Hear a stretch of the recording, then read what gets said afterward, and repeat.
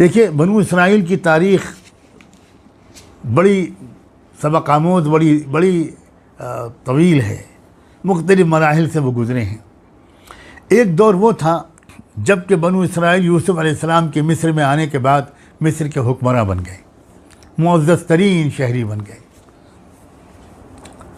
फिर तारीख़ ने पासा पलटा, पता नहीं कितने 100 साल के बाद वहाँ हुकूमत का निज़ाम बदला, दूसरी ज़ालिम व जाबिर ताकत आई और उसने इन बनु इसराइल वालों को बिल्कुल ग़ुलाम और एकदम शूद्र बना के रख दिया। बहुत ज़्यादा जुल्म किया। फिर इनको उस जुल्म से निकालने के लिए और आज़ादी दिलाने के लिए और इनके इस तवील पस्ती के बाद इनको दोबारा अरूज का मज़ा चखाने के लिए अल्लाह ताला ने मूसा अलैहिस्सलाम को भेजा।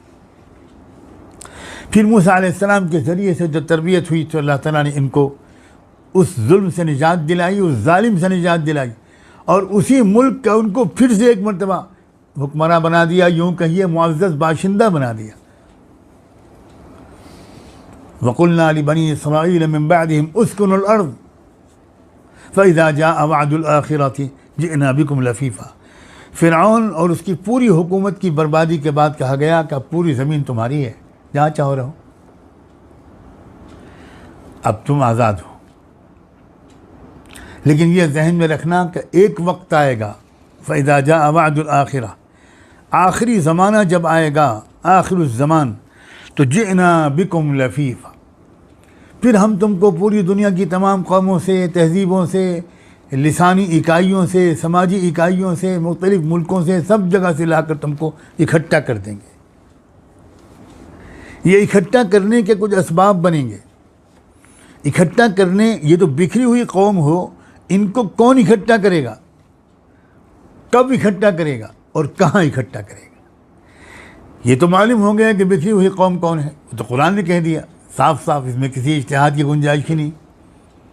वक़ुल्ना लिबनी इसराईल अस्कुनुल अर्ज़, ये बनु इसराइल के तज़किरा चल रहा है। और ये भी मालूम हो गया कि ये गोया एक वक्त आएगा कि पूरी दुनिया में बखेर दिए जाएंगे। वक़त्तानाहुम फिल अर्ज़ि उममा, कुरान मजीद ने उनका तज़किरा करते हुए फरमाया कि हमने उनके शिराज़े को मुंतशिर कर दिया, अलग अलग अलग कौमों में जाकर। वो बिल्कुल सारे लोग जानते हैं, यहूदियों की तारीख़ से वाकिफ़ लोग, कि उनको जो 2000 साल पहले एक्सपेल किया गया, बैतुल मुक़द्दस से निकाला गया, एक एक चुन चुन कर निकाला गया।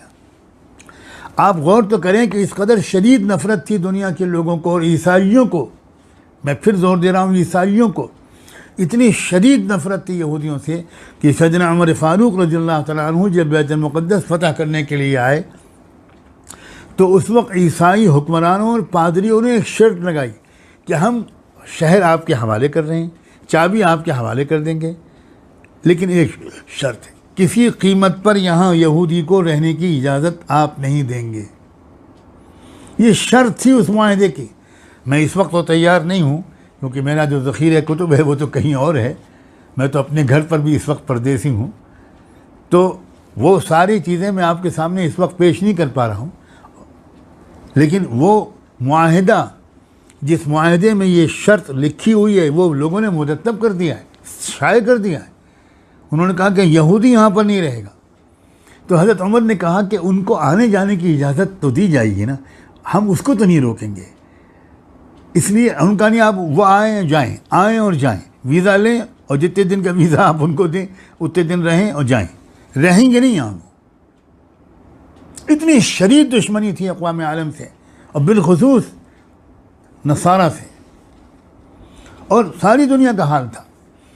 काश के लोग तारीख़ पढ़ें, आप हजरात में से कुछ पढ़े लिखे लोग जो हैं उल्टी सीधी किताबें पढ़ना छोड़ दें तो आपको मिलेगा कि किस तरह मशरिक़ी यूरोप से उनको निकाला गया, मगरबी यूरोप से निकाला गया, सेंट्रल एशिया से उनको निकाला गया। वो जिस मुल्क में जाके पनाह मांगते थे वहाँ के लोग उनको भगाते थे, और लोगों का तजुर्बा ये होता था कि ये जहाँ जाते हैं करप्शन करते हैं, ये जहाँ जाते हैं वहाँ के मकामी बाशिंदों को लड़ाते हैं, बदअमनी फैला करते हैं, हम इनको अपने मुल्क में नहीं रहने देंगे।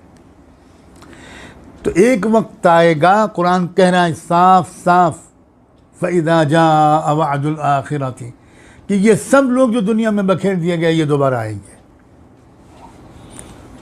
अब आप समझें अब आप समझे कि इसराइल क्यों बना, इसराइल किस लिए बना, इसराइल किसकी मनसूबाबंदी से बना। अल्लाह